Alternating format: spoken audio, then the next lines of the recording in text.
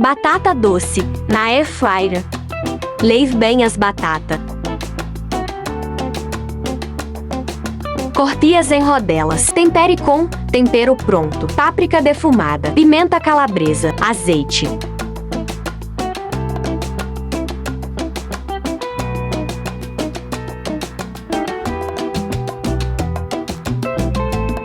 (200 graus Celsius a 18 minutos).